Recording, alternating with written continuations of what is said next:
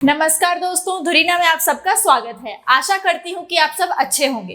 इस वीडियो में हम बात करने वाले हैं बिहार टेक्निकल सर्विस कमीशन के द्वारा निकाली गई बिहार स्वास्थ्य विभाग भर्ती के बारे में।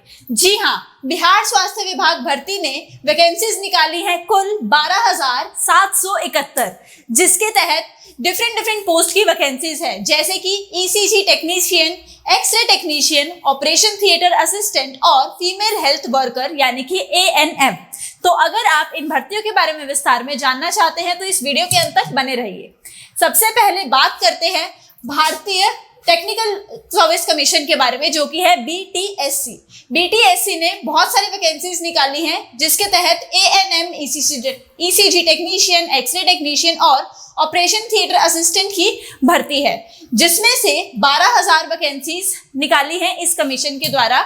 अगर आप अलग अलग भर्ती के बारे में बात करें तो एडवर्टीजमेंट नंबर 4/2022, 5/2022, 6/2022 और 7/2022 के तहत ईसीजी टेक्नीशियन की तो उसकी कुल पोस्ट है 163। बात करें एक्सरे टेक्नीशियन की तो उसकी कुल पोस्ट है 803, ओटी असिस्टेंट की है 1096 और एएनएम की कुल पोस्ट है 10,709। अगर आप इसकी कैटेगरी वाइज रिजर्वेशन देखना चाहते हैं कि कौन से कैटेगरी की कितनी कितनी पोस्ट है, तो आप यहाँ देख सकते हैं unreserve category, EWS category, SC, ST, EBC and BC category. ठीक है, अब बात करते हैं इन एग्जाम्स और इन भर्तियों से रिलेटेड कुछ इंपॉर्टेंट डेट्स की।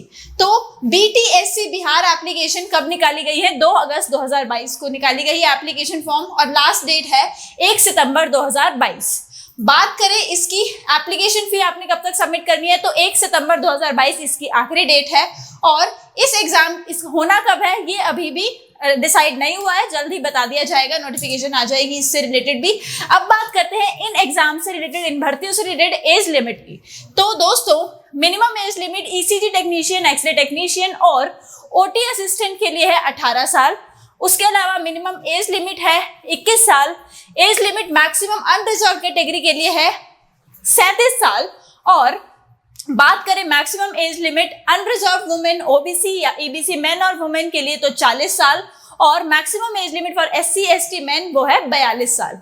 आइए अब बात करते हैं इसके एग्जाम के एप्लीकेशन फीस की। तो जनरल कैटेगरी के लिए बीसी, एमबीसी एंड ईडब्ल्यूएससी कैंडिडेट्स के लिए कुल 200 रुपये इसकी एप्लीकेशन फीस रहेगी। एससी एसटी पीडब्ल्यूडी कैंडिडेट्स के लिए इसकी कुल फीस रहेगी 50 रुपये। रिजर्व्ड और अनरिजर्व्ड फीमेल कैंडिडेट्स के लिए 50 रुपये, और अदर स्टेट कैंडिडेट्स अगर बिहार के अलावा किसी और स्टेट के लोग इस एग्जाम फॉर्म को भरना चाहते हैं तो उसकी जो फीस रहेगी वो रहेगी मात्र 200 रुपये।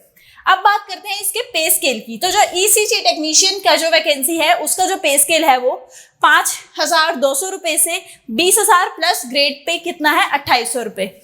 बात करें एक्सरे टेक्नीशियन की तो 5,200 रुपये से लेकर 20,200 रुपये तक इसका ग्रेड स्केल है, और इसका जो ग्रेड पे है वो 2,800 रुपये। ओटी असिस्टेंट की बात की जाए तो वही 5,200 और 20,000 और ग्रेड पे 2,400, और एएनएम की बात की जाए तो 5,200 से लेकर 2,020 ही, और ग्रेड पे इसका रहेगा 2,400। अब बात करते हैं इसके क्वालिफिकेशंस की। तो जो ईसीजी टेक्नीशियन है उसके लिए आपको क्या चाहिए? बैचलर डिग्री या फिर डिप्लोमा चाहिए ईसीजी टेक्नीशियन का। एक्सरे टेक्नीशियन की बात की जाए तो डिप्लोमा चाहिए एक्सरे टेक्नीशियन में, या फिर बैचलर होना चाहिए रेडियो इमेजिंग टेक्नोलॉजी, या फिर उससे ऊपर की क्वालिफिकेशन, हायर क्वालिफिकेशन होनी चाहिए इसी फील्ड में। ऑपरेशन थिएटर असिस्टेंट ओटीए के बारे में बात की जाए तो डिप्लोमा होना चाहिए आपके पास ऑपरेशन थिएटर असिस्टेंट का, bachelor of medical laboratory technology या फिर higher education related to this. और Bihar female health worker ANM की बात की जाए तो आपके पास ऑक्सिलरी नर्व मिडवाइफरी एएनएम का सर्टिफिकेट, या फिर हायर क्वालिफिकेशन जैसे कि जीएनएम, बीएससी नर्सिंग या फिर एमएससी नर्सिंग की डिग्री होनी चाहिए। अब बात करते हैं इसके सिलेक्शन प्रोसेस की। तो सबसे पहले पोस्ट आती है ईसीजी टेक्नीशियन की। तो ईसीजी टेक्नीशियन के लिए आपको +2 में कितने अंक चाहिए? +2 के जो आपके मार्क्स होंगे वो आपको 30 अंक देंगे कुल। उसके अलावा इससे रिलेटेड जो आपका डिप्लोमा होगा वो 25 अंक कैरी करेगा। उसके अलावा इससे रिलेटेड जो कोर्स होगा वो आपको 20 अंक देगा, जो आपका ईसीजी टेक्नीशियन का रिलेटेड कोई कोर्स अगर आपने कर रखा है। और अगर आप बिहार के किसी सरकारी अस्पताल में आपने ऑलरेडी काम कर रखा है तो उसके लिए 25 अंक, तो कुल हो गए 100 अंक। ठीक है, इसी तरह बात की जाए एक्सरे टेक्नीशियन की, तो एक्सरे टेक्नीशियन के लिए टोटल +2 में आपके पास 30 अंक होने चाहिए। +2 के जितने भी आपके मार्क्स होंगे उसके अकॉर्डिंग 30 अंक। उसके अलावा एक्सरे टेक्नीशियन डिप्लोमा या फिर रेडियो इमेजिंग के लिए 25 अंक उसके। एक्सरे टेक्नीशियन का जो कोर्स अगर आपने किया हुआ है बीएससी अगर की हुई है तो उसके 10 अंक और 10 अंक किसके, एमएससी के, तो 20 अंक टोटल उसके हो गए। ठीक है, और अगर बिहार राज्य के किसी भी सरकारी अस्पताल में आपका अनुभव है तो उसके लिए 25 अंक। ठीक है, तो कुल हो गए यहाँ पर 100 अंक। तो आपको जैसे जैसे इतने इतने मार्क्स आपको आते जाएंगे उस अकॉर्डिंग आपको अंक मिलते जाएंगे और फिर बाद में आपका रिजल्ट आएगा। जो इंटरमीडिएट और एक्सरे टेक्नीशियन का जो बैचलर ऑफ इमेजिंग टेक्नोलॉजी का परीक्षा है वो किसी अभ्यर्थी को प्रदान किए जाने वाला अंकों का अवधारण उक्त कोर्सों का परीक्षा में प्राप्त कुल अंकों का प्रतिशत क्रमशः 0.3 और 0.25 के गुणक से गुणा करा जाएगा। और उसके बाद अभ्यर्थी द्वारा 50% अंक प्राप्त किए हैं तो उसका क्या हो जाएगा, 50 में से 0.3 15 और 50 में से 0.25 12.5 अंक दिए जाएंगे, जितना भी आप इसमें स्कोर करते हो उसके अकॉर्डिंग। ये सेम क्राइटेरिया रहेगा सभी पोस्ट के लिए। ठीक है, अब बात करते हैं ओटी असिस्टेंट की। तो ओटी असिस्टेंट के लिए +2 में आपके जितने भी अंक आए 30 अंक वो देंगे आपको। उसके अलावा अगर आपने डिप्लोमा किया हुआ है, शल्य कक्ष सहायक का डिप्लोमा किया हुआ है या फिर बैचलर ऑफ शल्य कक्ष सहायक टेक्नोलॉजी BOTT का कोर्स किया हुआ है तो 25 अंक।